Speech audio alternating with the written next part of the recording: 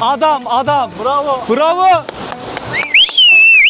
Buranın şöyle bir güzelliği var. Her fiyata uygun konaklama sağlıyorlar. Ucuz, fiyat performans inanılmaz garip. İstanbul'da yani bu paraya Sri Lanka'yı ben ucuz biliyordum ama bu kadar ucuz bilmiyordum. Çok ucuz değil mi abi? Dostum bir de burada kadınlara kesinlikle laf atmıyorlar. Hiçbir şekilde denk gelmedi. Çok saygıyla yaklaşıyorlar. Güvenli mi? İstanbul'da yaşayan insanım. İstanbul'dan çok daha güvenli. Ocak, Şubat, Mart'ta burası artık en yüksek dönemini yaşıyormuş arkadaşlar. Türkiye'de yapılan 3 gün, 4 gün her şey dahil otel fiyatıyla çok rahat mevcut. Şimdi bir hafta tatil yapılabiliyor ve aynı fiyata denk geliyor. 400-500 liraya çok güzel yemek yiyorsun hani. Çok güzel bir restoranda çok güzel yemek yiyorsun. Bu arada dil bilmeden geziyoruz, İngilizcemiz yok. Dilinizi geliştirebilirsiniz yoldayken. Biz dil de öğrenmeye çalışıyoruz şu an. bahşiş veriyorsun böyle bir utanıyor, sıkılıyor, bir çekiniyor, alıp böyle gitmiyor.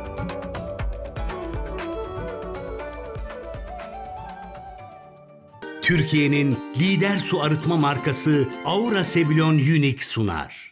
Sri Lanka'dan herkese selamlar dostlar. Nasılsınız? Umarım iyisinizdir. Keyfiniz ve sağlığınız yerindedir. Sri Lanka seyahatim kaldığı yerden devam ediyor. Bir önceki videonun sonunda okyanusa ulaşmıştık. Dağlardan okyanusa inmiştik. Sahil kesimlerine inmiştik. Şu an Sri Lanka'nın çok sevilen bir yerindeyim. Mirissa isminde bir sahil kasabasındayım. Bu videoda hep birlikte Mirissa'yı gezeceğiz. Buradaki sahilleri göreceğiz. Buraya gelirseniz ne yapabilirsiniz? Kaç para harcarsınız? Nerelerde kalabilirsiniz? Buranın özelliği ne? Bunlardan bahsetmek istiyorum arkadaşlar. Seyahatim boyunca Sri Lanka hakkında bilgiler verdim. Buraya sıklıkla gelen bir turist dalgası var Türkiye'den. Popülerleşmeye başladı Sri Lanka. Ben de bu minvalde videolar üretmeye çalışıyorum. Buraya gelecek olanlar nasıl bir rota izleyebilir, ne yapabilir, ne kadar para harcar ve tabii merak edenler için de içerikler üretiyorum aynı zamanda. Gezmeye başlamadan önce şöyle sizlere kaldığım oteli göstereyim arkadaşlar. Çok güzel bir bahçesi var, havuzumuz var, kokonat ağaçlarımız var. Güzel bir dinlenme alanı yapmışlar. Hemen balkonumdan bakıyorum bu havuza. Şöyle balkonumu da göstereyim sizlere. Burada da oturup dinlenebileceğiniz böyle sandalyeler koymuşlar. Yarı şezlongvari. Burası da odam. Bir tane masa sandalyem var. Çift kişilik bir yatak var. En önemlisi klimam var. Burası çok sıcak. Vantilatör de var. Şöyle göstereyim. Burada eşyalarınızı asabileceğiniz bir askılık var. Ve tuvaleti, banyosu da içeride gayet temiz. Şöyle tuvalet, banyoyu da göstereyim arkadaşlar. Buranın geceliği 24 dolar arkadaşlar. Şehrin hemen merkezinde her yere çok kolaylıkla ulaşabiliyorsunuz. Fiyat performans oteli diyebilirim aslında burası için. Bahçemiz de aşağıdan böyle gözüküyor. Gayet tatlı bir yer ya. Böyle sakin. Adı da oradan geliyor sanırım. Gerçekten sessiz, sakin. Sizi rahatsız etmiyor hiçbir ses. Tek sıkıntısı var. İnterneti çok kötü. Gerçekten interneti çok kötü. Tam dışarı çıkıyordum. Abla seslendi. Dün akşam geldiğimde çamaşırları vermiştim. Şöyle göstereyim. Akşam 6'da verdim. Sabah 10'da hazır arkadaşlar. Hemen tak tak tak yıkayıp kurulayıp teslim etmişler. Kilosu 600 rupi. Çamaşır yıkayacaksanız kilosu 600 rupi. Mutlaka daha uygun yerlerde vardır ama araştırabilirsiniz. Gezimiz Aura Sebilon su arıtma cihazlarının desteğiyle başlıyor. Şu an bulunduğum sokak benim otelimin olduğu sokak. Burada her yerde oteller var. Genelde şehrin merkezi otellerle çevrili. Olmazsa olmazlar tuk-tuklar arkadaşlar. Buradaki trafiğin bel kemiği. Burada bir Budist okulu var. Stupa'yı görüyorsunuz hemen orada. Eğitim de veriyorlar bu arada. Aktif olarak eğitim veriyorlar. İbadethane olarak da aslında orayı düşünün. Hem eğitimhane hem ibadethane. Bir yandan ibadet devam ediyor, bir yandan eğitim devam ediyor. İnsanlar evlerini otele böyle guest house tarzı, homestay tarzı şeylere çevirip burada para kazanmaya çalışıyorlar. Çünkü turistik bir lokasyon burası. Dünyanın dört bir yanından insan buraya gelip tatilini yapıyor. Videonun ilerleyen kısmında tüm detayları anlatacağım sizlere. Otelimle sahil arası, Mirissa plajının arası 5 dakika bile değil arkadaşlar. Yani yürüyerek 2-3 dakikada buraya ulaşabiliyorsunuz. Öyle sahili göstermek istiyorum sizlere.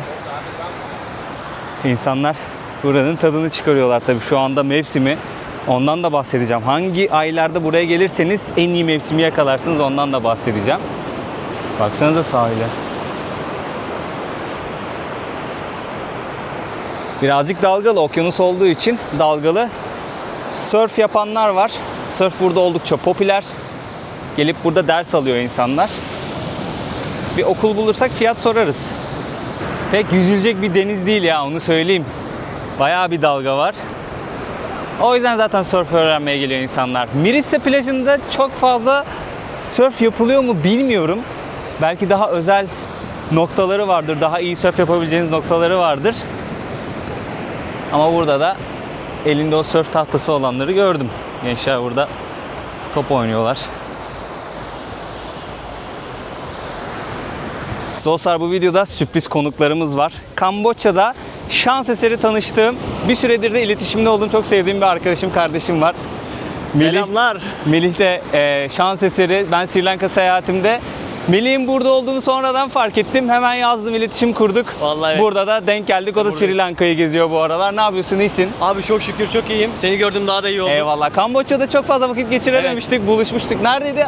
Angkor Wat'un olduğu şehrin ismi Siem Reap. Aynen. Siem Reap'ta karşılaşmıştık. Ama hiç konuşamamıştık dediğin Yok, gibi. sadece bir gün vakit geçirebildik. Sonra ben ayrılmak durumundaydım orada.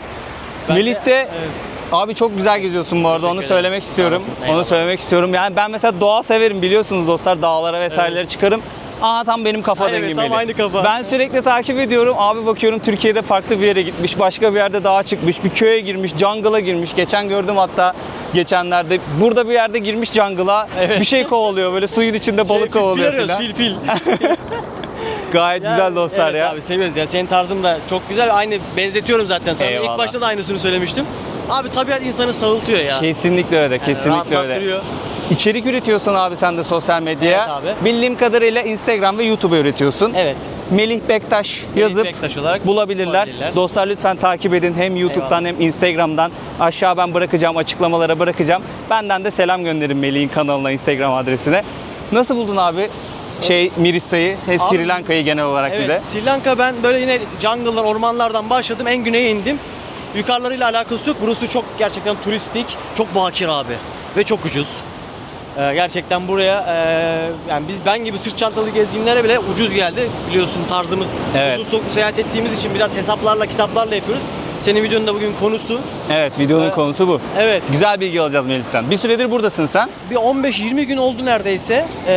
Dediğim gibi iç taraflardan başlayıp aşağı doğru geldim. Tuktukla geziyorum abi ben. Aa evet, onu da Evet. soracağım birazdan. Tuk kiraladın. Evet. Daha doğrusu sponsor olmak istediler bana. Çok güzel.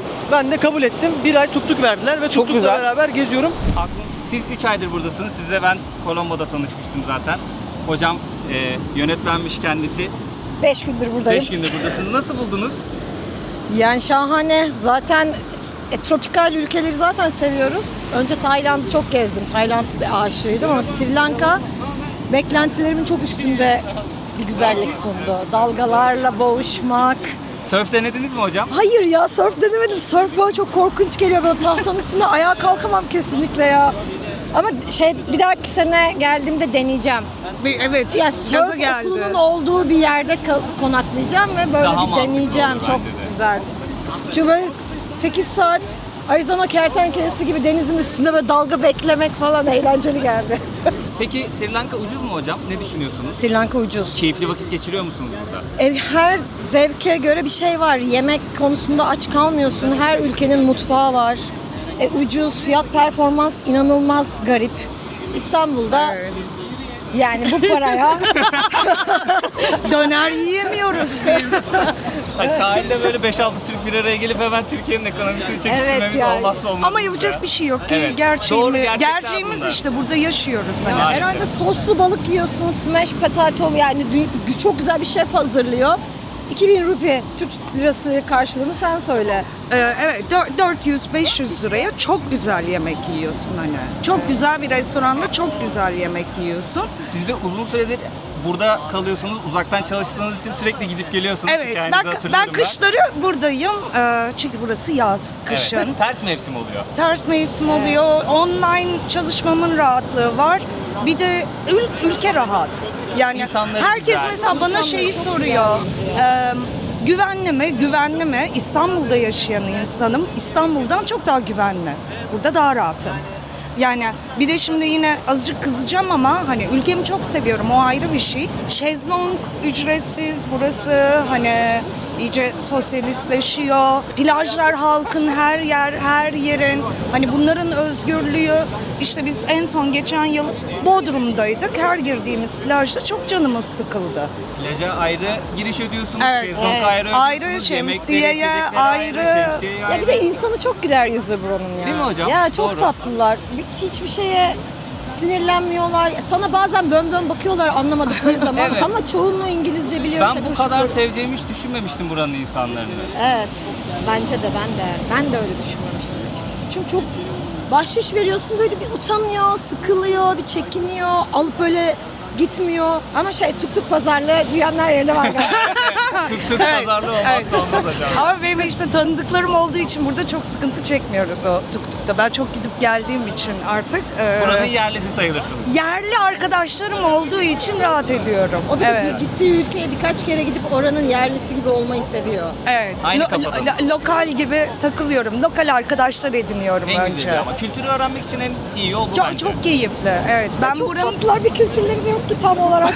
tam olarak Yani öyle çok eski bir uygarlık gibi değiller ya aslında, İngiliz sömürgesinden daha Öncesi var yeni ama çıkmışlar. Hintlerle biraz karışık gibi Karışmışlar. kültürler vesaire. Kabul etmiyorlar ama. Yok kabul etmiyor.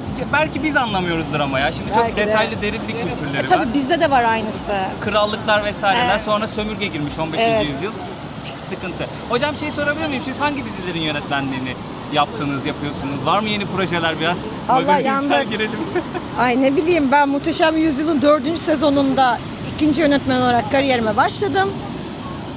Gecenin Kraliçesi'ni çektim. Poyraz Karayel'le 2. yönetmenlik yaptım. Hakan Muhafız'ın 3. 4. sezonundan bölümler çektim. Atiye çektim. Zeytin Ağacı'nı çektim. Yalı Çapkını dizisini çektim.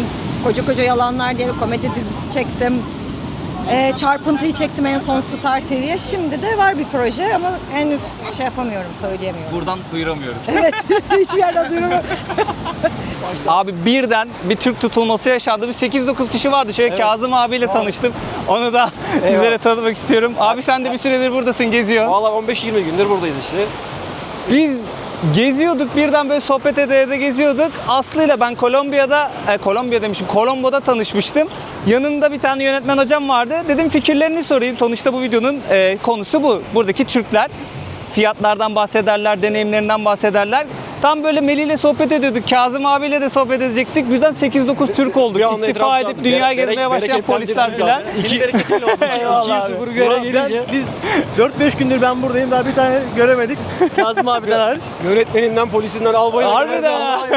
Albay da geldi. Abiler albaydı. Bir tane emekli albay He, geldi. Evet. Tamam. Vay, çok tatlı insanlarla tanıştık Selam birden. olsun onlara da. Abi sen ne yapıyorsun? İyisin. Valla 15-20 gündür ben buradayım. Melih'in takipçisi var. Benim arkadaşım. Dedi ya gitmişken Sri Lanka'da Melih diye bir arkadaş var. Takip ediyorum. Çok iyi yapmışsın abi. Yaz ona dedi. Yazdım derken frekans tuttu. Derken sen de buradasın.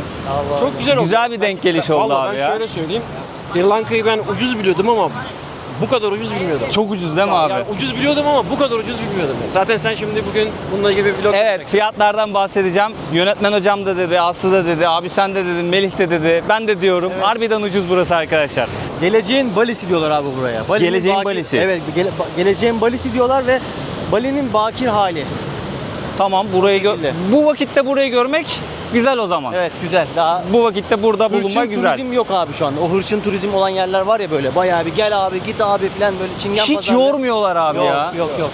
Arkadaşlar şöyle sahilde bir tane kafe bulduk, restoran bulduk. Şezlongların arkasında böyle bir masaya oturduk. Dostlarım hemen hızlıdan tak çok güzel bir içecek içtiler. Abi onun fotoğrafını, videosunu çekmeyi unuttum ya. Abi, Neydi? Ne o içtiniz? kadar lezzetliydi ki mango milkshake abi. Tamam. Bence bunu denesinler. Mangoyu alıyorlar, güzelce atıyorlar renderin içerisine. İçerisine süt ekliyorlar. İçerisine biraz bal ekleyebilirler ve karıştırıyorlar abi. Milkshake. Üzerine de mükemmel. dondurma koymuşlardı. Evet, dondurma bir tık tatlı yapıyor. Dondurmasız yaparsanız mangonun tadını daha iyi alırsınız. O kadar iyiydi ki biz hiç fotoğraf çekmeden. Evet abi, fotoğraf çekmeden. Ben de şöyle bir şey söyledim, tabak söyledim kendime. Kahvaltı yapmadım çünkü. Meyve tabağı arkadaşlar. Muzumuz var, çeşitli böyle kuru yemişlerimiz var, granolamız var, hurmamız var. Altta mango, ananas var. Bir de ne vardı? Ha, muz var. 3 tane meyveyle böyle süslemişler tabağımızı. Bu 2500 rupi arkadaşlar fiyatı. Şöyle bir tabak 350 lira arkadaşlar. Manzaramız malum. Gayet güzel bir hava var. Burası da tatlı bir mekan. 8 dolara 350 liraya böyle bir meyve tabağı yiyorsunuz. Gayet de soğuk, buz gibi. Gelin abi tadına bakalım. Beğendim ben de. Beğendim ben de. Kalori açısından besleyici. Hava sıcakken böyle şeyler çok güzel gidiyor. Serin, meyve, enerji veriyor. Tadı da gayet güzel.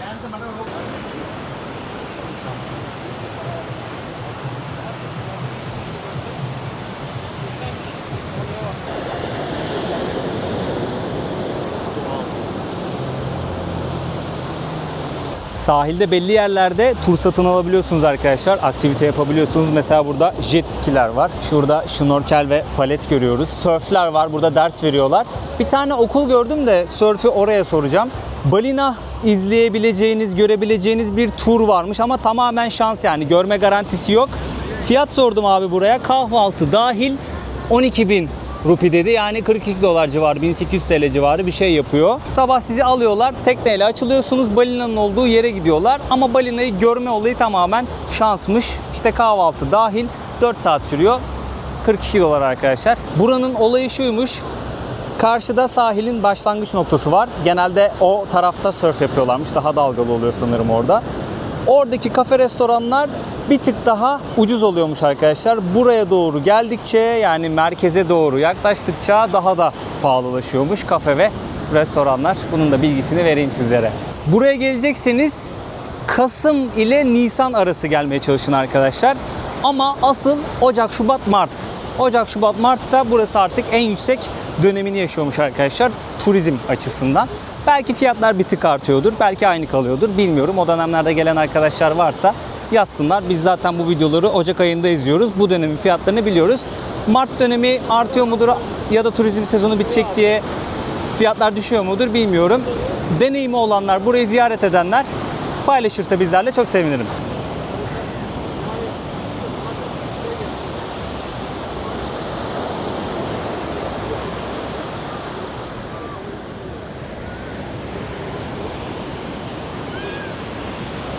Yeni bir bilgi sence. Bununla ilgili mesela şey yok.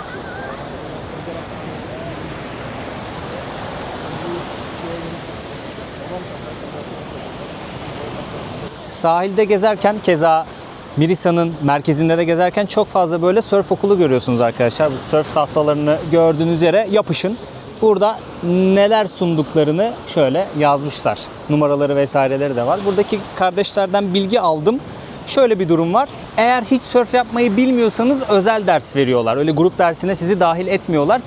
Tek ders 1,5 saat sürüyormuş. Her şeyinizi temin ediyorlar. Çay da ikram ediyorlarmış sanırım. Öyle bir şey söyledi. Include bir şeyler dedi. Çayı anladım ben orada. 1,5 saat süren derste birebir eğitim alıyorsunuz. Size insurance da yapıyorlar, yani neydi? Sigortanızı da yapıyorlar. Sağlık sigortanızı da yapıyorlar başınıza bir şey gelmesin diye. Can yeleği de veriyorlarmış yüzme bilmeyenler için. Yüzme bilip bilmemeniz önemli değil. Biz sizin güvenliğinizi %100 olarak sağlayacağız diyorlar. Hoca sizi eğitiyor 1,5 saat boyunca. 7.000 rupi dedi. O da işte 22-23 dolar arası bir şey yapıyor. Ama eğer dedi tek bir ders almazsanız, çok ders alırsanız 1000 rupi discount diyor. Yani 6.000 rupiden 20 dolardan, 19,5-20 dolardan veriyor size. Ama işte böyle 4-5 ders alırsanız ders 1,5 saat sürüyor. Eğer diyor seviyeniz intermediate ise diyor, yani belli bir seviye biliyorsanız diyor, grup dersine sizi dahil ediyoruz diyor. Orada da tek bir eğitmen oluyor. İşte belli başlı hareketleri bilmeniz gerekiyor ki biz sizi tek başınıza bırakabilelim diye uyarıda bulundu. Ama hiç bilmiyorsanız özel ders almak zorundasınız. Arkada tahtaları görüyorsunuz, surf tahtalarını. Gelip burada mutlaka pazarlığınızı yapın. Pazarlık olayı var anladığım kadarıyla ve birkaç farklı yere sorun. Benim önerim arkadaşlar. Ben bu arkadaşlara sormuştum. Gelip onların yerini göstermek istedim. Burası bir otel değil mi abi? Ben doğru anlıyorum. Burası bir otel ama sanki burada restoran. Otel restoran gibi arkadaşlar. Tam sahilde. Buranın şöyle bir güzelliği var. Her fiyata uygun konaklama sağlıyorlar. Mesela hosteller var. Paylaşımlı odalarda kalabiliyorsunuz. 6-7 dolara, 8-9-10 dolar o civarlara çok rahatlıkla güzel bir konaklayacak hostel bulabiliyorsunuz. Paylaşımlı oda. Eğer ben tek kalmak istiyorum diyorsanız, otelde kalacağım diyorsanız 20 dolardan falan başlıyor. 15-20 dolar arası bir fiyattan başlıyor. Tabii onlar biraz daha böyle basit olabilir. Sizin bütçenize göre 100 küsur dolarlara kadar, 200-300 dolarlara kadar çıkıyor arkadaşlar. Benim şu ana kadar gördüğüm en pahalı otel geceliği 400 küsur dolar olan bir oteldi. O da çok lükstü. Buranın en lüks oteliydi. Şöyle göstereceğim. Sahilde bir sürü konaklayabileceğiniz homestay'ler var, oteller var, hosteller var. Yani bayağı uygun. Fiyat olarak çok uygun. Biraz önce oturduğumuz o sahildeki restoranın da ben fiyat listesini koyacağım arkadaşlar. Siz fiyatlara mutlaka bakın. Uygun olduğunu düşünüyorum ben buranın. Ucuz olduğunu düşünüyorum. Konuştuğumuz kişiler de bunları söylüyor. Sri Lanka'yı başından beri takip edenler zaten fiyatlara az çok hakimdir. Siz ekranda da fiyat listesini görüyorsunuz. O rupi olarak yazıyor. Siz Türk lirasına çevirin lütfen. Orada hangi yemeğin kaç TL olduğunu çok rahat bir şekilde görebilirsiniz. Aramızda bir mimar varsa lütfen şunu bir yorumlasın. Çok merak ediyorum. Aga bu nedir? Bu niye böyle? İlk başta ben şey zannettim, kurutuyorlar zannettim. Sonra dedim ki hiç kurutma yöntemi gibi de değil, niye böyle kurutsun? Sonra dedim ki dış cephenin çalışması. Ama dedim ki yamuk yumuk duruyor, böyle dış cephe çalışması mı olur? Çok farklı bir yorum katmış. Yani mimarlıkta bir çığır açmış olabilir. Yeni bir akım mı denir, ne denir, öyle bir şey de yapıyor olabilir. Değişik ya. Çok garip geldi bana. Burası Mirisa'nın merkezi arkadaşlar. Bu ana cadde, sahil kasabalarına giderken bu caddeyi kullanıyorlar. Şöyle yol üzerinde. Hello. Manavlar var. Meyvelerinizi alabilirsiniz buradan. Bakın abi. Kokonatınızı içiyorsunuz. Karpuzunuz var. Orada mangonuz var. Papayanız var. Rambutanız var. Bak bunu ikiye yarıyorsun. İçerisinden böyle büyük iri çekirdekli etli bir meyve çıkıyor. Sıyırıyorsun dişindeki o şeyi, dışarısındaki eti. Çekirdeği büyüktür. Onu atın. Çok lezzetlidir bu. Burada yine kokonatımız farklı. Yeşil renkte kokonatımız var. Ananasımız var. Bak ananas çok faydalı bir meyve arkadaşlar. Yani buralara düşerseniz kokusu inanılmaz geliyor bu arada. Oh, kokusu çok güzel. Buralarda ucuz. Muz keza, çikita muz. Hafif ekşimsi olabiliyor. Değişik değişik tropikal meyveler. Deneyin yani. Buralara kadar geliyorken buranın yemek kültürünü, muz kültürü, yani muz demişim, meyve kültürünü, şu muz salkımları dikkatimi çekti de. Deneyin bunları arkadaşlar yani. Ucuz çünkü buralarda. Şöyle bir menü göstermek istiyorum arkadaşlar sizlere. 300'e bölerseniz dolar cinsinden fiyatı bulacaksınızdır. Pizzalara bakalım mesela. Burada pizzalar var. Bölün abi 300'e 10 dolar. İşte ne bileyim 5 dolar, 4,5 dolar. Genelde böyle 6 dolar, 7 dolar, 8 dolar bu tarz fiyatlara pizzalar yiyebiliyorsunuz. Burada mesela ana tabaklar var. Yellowfin tuna stick diyor mesela. Tuna balığı, yani ton balığı yaklaşık 10 dolar. İşte Asya mutfağından yemekler var. 5-6 dolara yemek yiyebiliyorsunuz. Meksika mutfağı var mesela, bakın. Yine 8 dolara, 7 dolara, 9 dolara yemekler yiyebiliyorsunuz. Makarnalar var 5 dolar, 5,5-6 dolar civarı. Alışveriş severler için şöyle bir yer göstereyim, bakın. Tuk tuk ve sörf tahtası. Ben bundan alacağım abi. Tam buranın dokusuna uygun değil mi? Kesinlikle ben bundan alacağım. Pakistan'dan aldım ben, biliyor musun? Evde duruyor. Alırım ben de büyük ihtimalle. Aha bir de benimki mavi ya, benim tuk tuk. Ha evet, doğru, daha senin tuktuğu göstereceğiz. Bende manevi bir anlamı var abi. Çok tatlı olmuş ama ya. Vallahi çok güzel olmuş. Üzerinde sörf yapan bir adam da çizmişler. Sri Lanka yazıyor. Böyle geldiğim yerlerden ben hediyelik, hatıra bir şey toplamaya çalışıyorum. Evinize bunlardan böyle alıp asabilirsiniz bir köşeye. Heykeller var. Varsa çantanızda yer. Heykeller, heykelcikler var. Bu tarz böyle minimal işler de var tabii ki. Mesela bu değişik tarzdaki fil arkadaşımız 1200 rupiymiş, yani 4 dolar civarı. Şöyle bir bardak altlığı alabilirsiniz. Bu 2 dolar civarı bir şey. Şunların fiyatı ne kadar mesela, yazıyor mu? Yazıyor tabii ki. 2800, yaklaşık 10 dolar arkadaşlar. Çok güzel şeyler var. Yani burada hava sıcak olduğu için arada kendinizi böyle serin yerlere atabilirsiniz. Çok güzel böyle magnetler de oluyor. 1,5 dolar. Gerçekten ucuz. Burası ciddi anlamda Türk lirasıyla gezilebilecek bir ülke. Sadece uçak biletine dikkat etmek gerekiyor. İyi araştırmak gerekiyor. Ucuza alabilmek için, yani belki aylar öncesinden almak. Biraz da belki mevsimin dışında bir zamanda gelmek daha uyguna bilet fiyatı bulmanızı sağlayabilir. Bak bu çok güzel bir magnetmiş. Ülke böyle arkadaşlar bu arada. Biz şuradan bir yerden, Colombo'dan başladık. Sigiria'ya çıktık, şuraya yukarı. Oradan aşağı indik. En son artık şuralarda bir yerdeyiz. Buradan tekrardan ben Colombo'ya dönüp başka bir ülkeye geçeceğim. Tam böyle sahilde giymelik bir şey bak. Ne kadarmış bunun fiyatı? 2800 yazıyor şunun üzerinde. Aynen 2800 arkadaşlar. Yaklaşık 9-10 dolar civarı bir fiyatı var. Çok da güzel. Kumaşı da ince. Fil. Sri Lanka'da her yerde fil var. Önünde Sri Lanka'da yazıyor. Mis gibi bir tişört. Şurada güzel bir tişört var. Büyük beden. Bunun fiyatı yazıyor mu? Yazmıyor. Canınız sağ olsun. Bu da 9-10 dolar civarı bir şeydir yani. Burada bir stupa var. Bu da yaklaşık 10 dolar. Fiyatlar bu şekilde arkadaşlar. Şöyle sizlere bir tane hediyelik eşya dükkanını da göstermiş olayım. Buraya gelirseniz ama mutlaka Türkiye'ye çay alıp götürün. kahve de götürebilirsiniz. Burada kahve de yetişiyor ama burası çayın en çok yetiştiği ve en çok ihraç edildiği ülkelerden bir tanesi. O yüzden mutlaka iyi bir markanın çayını alın derim. Çayla ilgili bir video yapmıştım zaten, hatırlıyorsunuz. Mesela bu iyi kalite çay olduğunu söylüyor BOP. BOPF de iyi kalite bir çay, iyi kalitede bir çay olduğunu söylüyor ama en kalitelisi ne? OP olursa. Bunu unutmayın. Bu da ufak bir bilgilendirme olsun arkadaşlar. Yarım kiloluk bir çay arkadaşlar. Fiyatı ne kadarmış? 3200 rupi, yani yaklaşık 10 dolar civarı. Burada farklı bir siyah çay var. Bu 3200, bu da 10 dolar. Bu da farklı bir firmanın, markanın. Yo, aynı Monta'nın farklı bir türü galiba. Yarım kilo bu da 10 dolar. O kadar güzel şeyler var ki yani çantamı sürekli bunlarla doldurmak istiyorum ya. Şu tatlına baksana mesela. Abi alacaksın, eşine, dostuna, arkadaşına hediye edeceksin. Ne kadarmış bunun fiyatı? Hemen bakalım. 950 rupi arkadaşlar. 3 dolar. Şu 3 dolar ya. Bak ne kadar tatlı. Örmüşler böyle, işleme. Ben alayım ya bundan 1-2 tane. Aynen. Buradan ayrılmadan önce 1-2 tane arkadaşlarıma veririm. Benden hatıra kullansınlar. Yer de kaplamaz çantada. Thank you. Bye bye. O kadar güzel, güler yüzlüler ve şey ki hiç darlamıyor mesela. Yok, hiç. Şundan al, bundan al. Yok.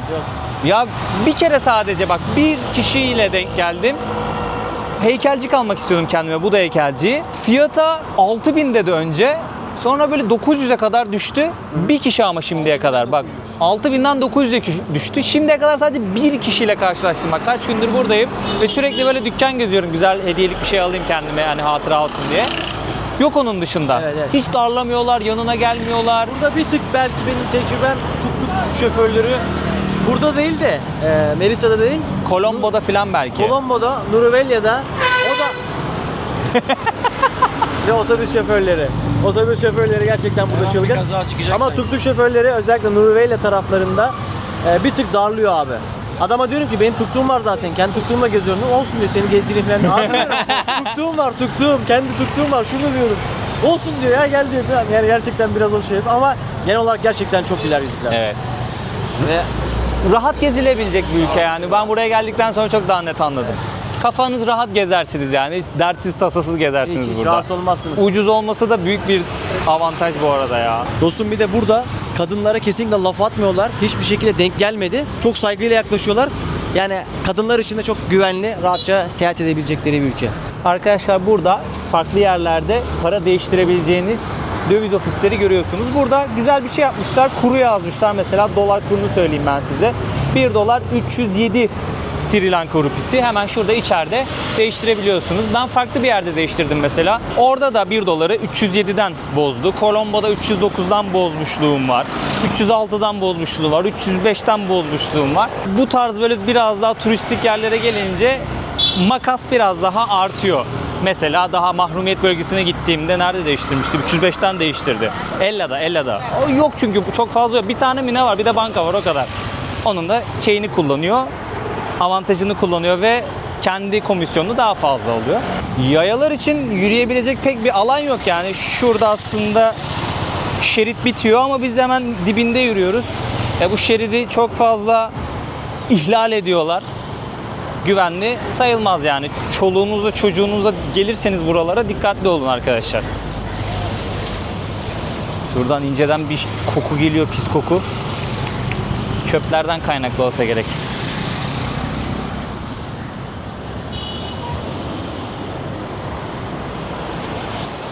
Buranın özel bir adı var mı? Abi buranın özel bir adı, çok güzel bir soru sordun. Şu karşıda, hemen parmağımla göstereceğim. Gösterebilirim bak. Ne delikanlılar var. Şöyle gösterir misin abi? Ana, harbiden lan. Adam. Bravo. Bravo. Bravo.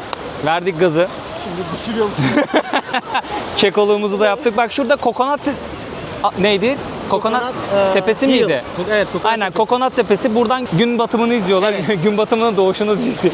Gün batımını izliyorlar. Sıralanmışlar abi. Aynen, orası bayağı kalabalık. Biz Brezilya'da oluyordu ya. Gün batımı olduktan sonra alkışlıyorlar. Aynen. Denk geldin mi? Orası abi orası. Görüyorsunuz değil mi? Ne haşin delikanlılar var ya. Sevgilisini kucağında taşıyor.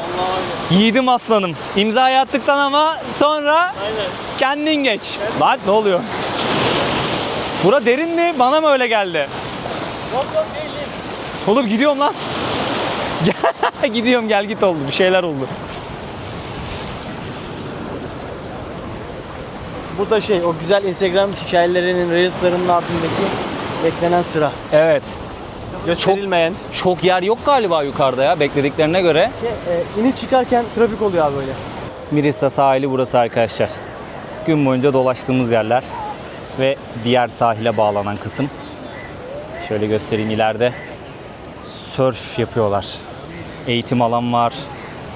Belki tecrübelidir. Geliştirmek istiyordur kendini. Onu çalışan var.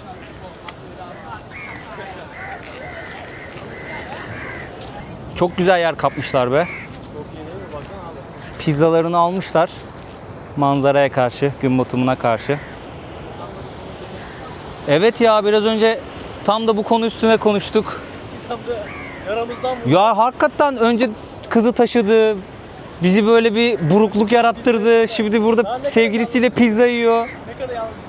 Ya harbiden ya. Sen niye beni taşımadın lan? Sen daha güçlüsün çünkü oğlum. Ben seni taşıyamam.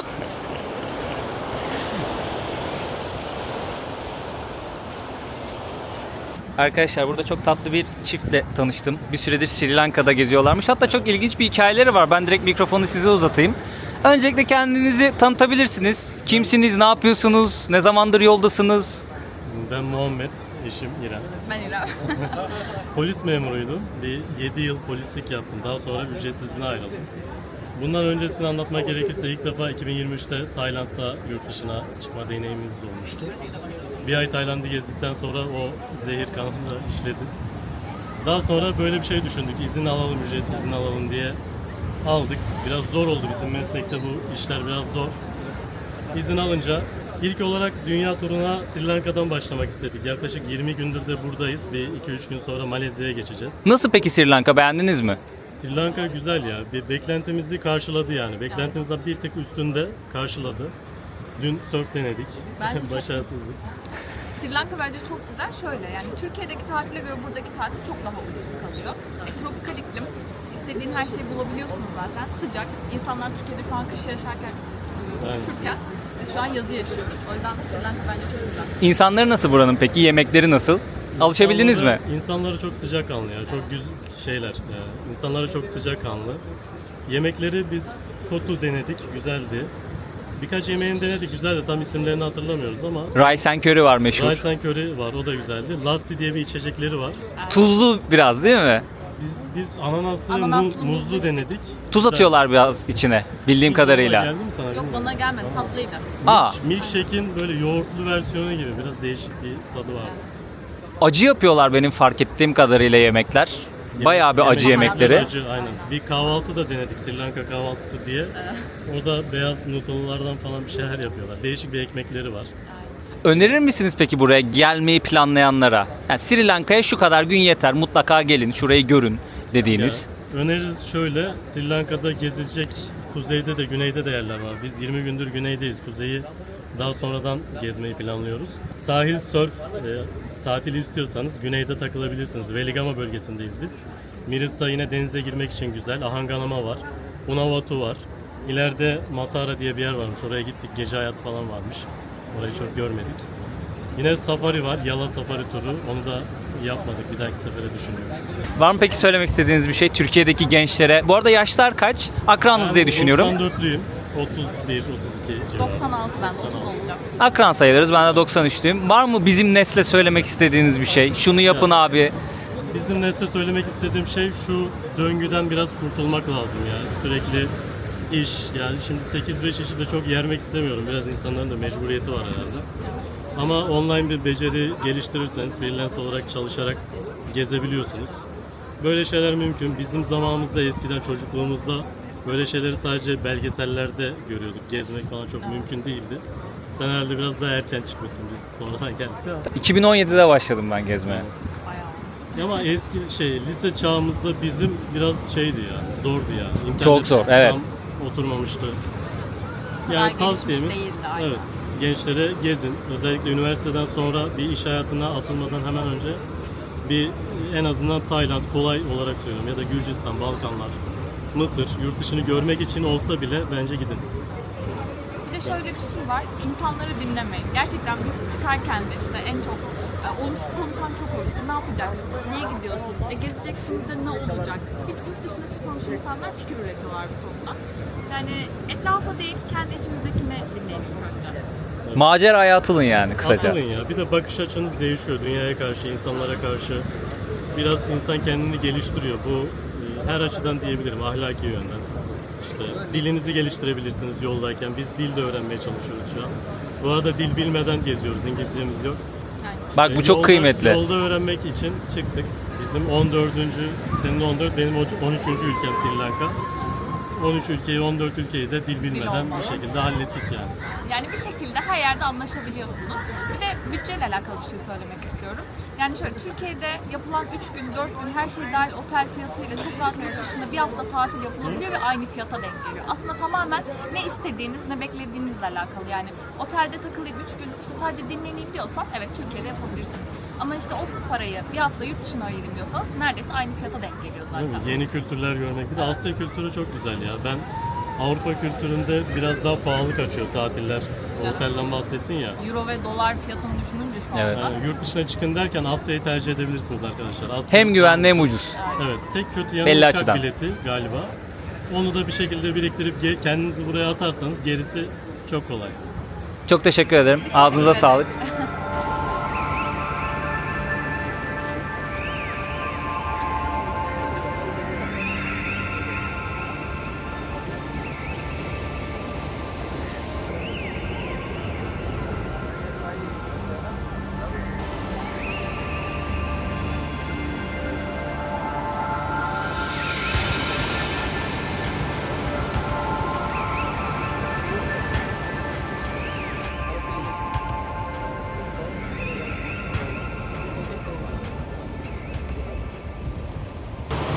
Günü batırdık, havayı kararttık arkadaşlar.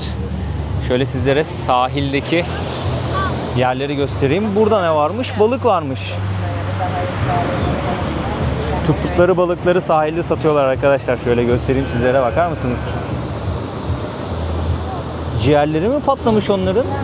Ağzından baloncuk çıkmış ya, ciğerleri mi patlıyor? Ne oluyor, bir şey? Dili şişmiş gibi değil mi? Değil mi? Dil mi şişmiş? Çok farklı bir şey o. Ben hiç anlamam balıktan, şeyden ya. Yorumlara bilen yazsın abi. Aynen, yazsınlar. Havayı kararttık arkadaşlar. Balık satan kardeşimiz tezgahını açmış. Buradaki restoranların, kafelerin önüne. Ne kadar güzel renklendirmişler ya. Değişik değişik gözüküyor. Baksanıza, rengarenk. Her yeri çok güzel renklendirmişler.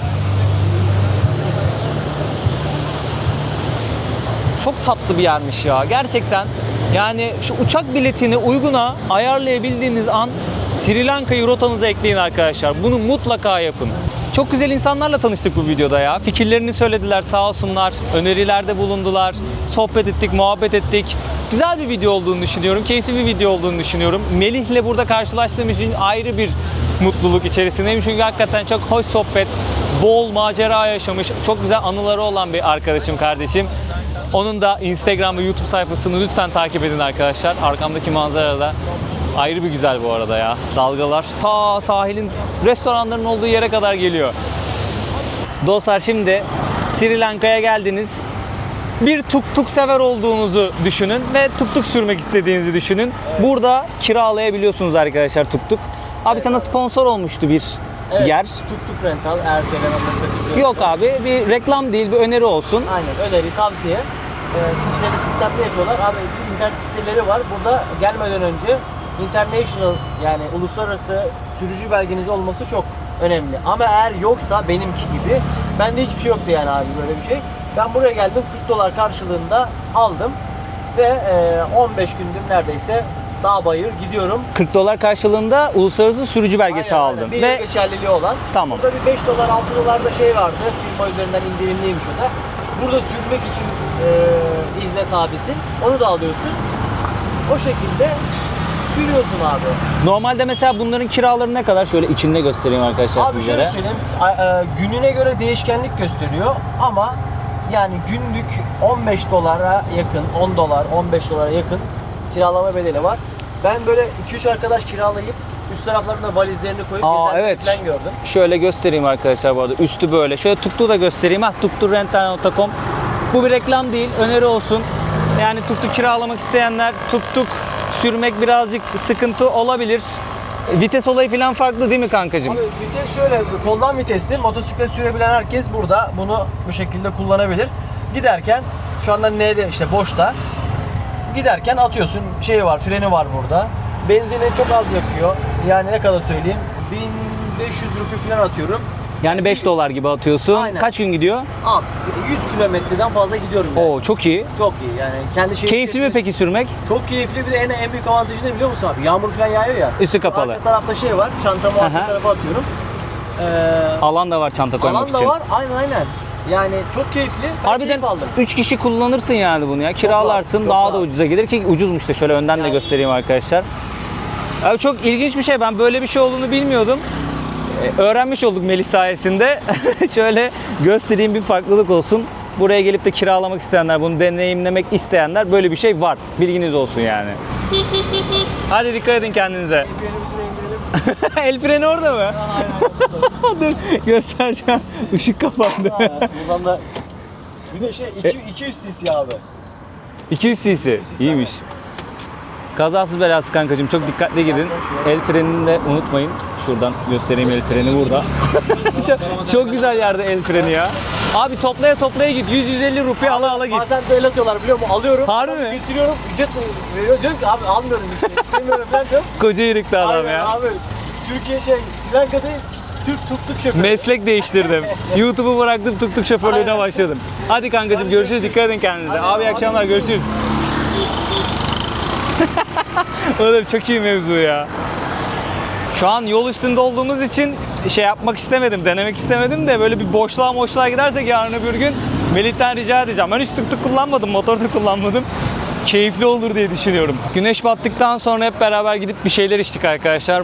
Mango milkshake. Dondurmalı bir milkshake içtim. Gayet güzeldi, lezzetliydi. Fiyatlar yine 3 dolar, 4 dolar, 2,5 dolar civarı. Gayet uygun. Güzel de bir yerdi sahilde. Sohbetimizi ettik, muhabbetimizi ettik. Böyle denk gelince dünyanın bir ucunda kendi ana dilini konuşabileceğin yurttaşlarınla, dostlarınla, arkadaşlarına denk gelince insan uzun uzun sohbet etmek istiyor. Anılar dinlemek istiyor, anılar anlatmak istiyor. Biz de onu yaptık arkadaşlar. Şimdi ben otelime doğru dönüyorum. Bu videoda anlatmam gereken her şeyi anlattım diye düşünüyorum. Şu an biraz sakat bir yerde yürüyorum. Karşıya geçmem lazım. Aklınızda kalan sorular varsa sorun arkadaşlar mutlaka. Fiyat konusuna değinmeye çalıştım. Uçaklara aylar öncesinden bakarsanız, farklı sitelerden bakarsanız uygun fiyat bulursunuz. Keza otelleri de o şekilde. Fiyatlardan da bahsettim. Gezilecek yerlerden de bahsettim. Genelde işte bu sahili göstermek istedim bu videoda sizlere. Bir sonraki videoda o diğer şeye de gideriz. Manzara izleme noktasına da gideriz. Mirissa böyle bir yer. Hava kararınca Mirissa'da ortam bu şekilde oluyor arkadaşlar. Sahil biraz daha canlı, daha güzel. Oradaki kafe, restoranlar daha güzel. Eğlence orada. Aklınızda bulunsun. Bu videolukta benden bu kadar olsun. İzlediğiniz için çok teşekkür ederim. Bir sonraki videoda görüşmek üzere diyeyim. O zamana kadar kendinize çok iyi bakın. Türk lirasıyla gezilebilecek bir ülke. Çok güzel bir ülke. İnsanları güzel. Yemekler idare eder. Aç kalmazsınız. Keyif alırsınız. El değmemiş bir doğa. Çok güzel sahiller. Surf öğrenebilirsiniz. Yüzmek birazcık sıkıntı olabilir tabii. Onun için de belli başlı yerler bulmak gerekebilir. Sri Lanka'dan herkese elveda diyorum. İyi akşamlar diyorum. Hoşçakalın. Türkiye'nin lider su arıtma markası Aura Sebilon Unique sundu.